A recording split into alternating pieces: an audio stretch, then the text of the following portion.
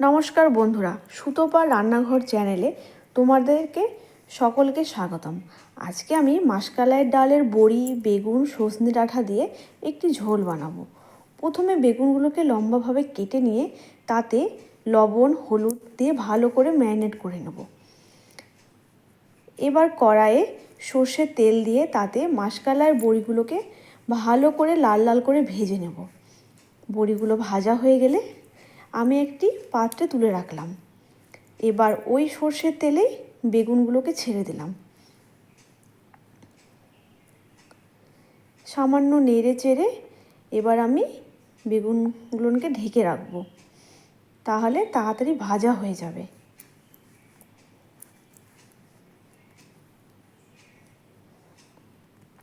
এবার আমি ঢাকনাটা তুলে নিলাম। দেখি বেগুনগুলো মোটামুটি ভাজা হয়ে এসেছে।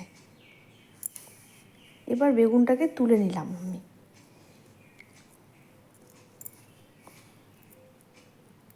কড়াইয়ে সর্ষের তেল দিলাম, তাতে আমি তেজপাতা, শুকনো লঙ্কা, কাঁচা লঙ্কা, পাঁচফোড়ন দিলাম। এবার তাতে কেটে রাখা ছোট আলুগুলোকে ছেড়ে দিলাম। একে একে আমি তাতে টমেটো দিয়ে দিলাম। এবার টমেটো হালকা নরম হয়ে এলে তাতে আমি সজনে ডাঁটা ছেড়ে দিলাম। সবজিগুলোকে মোটামুটি ভেজে নিয়ে তাতে আমি হলুদ, স্বাদ মতো লবণ দিয়ে দিলাম। এবার আমি ভিজিয়ে রাখা জিরে গুঁড়ো যে জলটি ছিল সেটি আমি দিয়ে দিলাম। সবজিটা মোটামুটি কষানো হয়ে এসেছে। এবার সবজিটা ভালো করে কষিয়ে নিয়ে তাতে আমি জল ঢেলে দিলাম।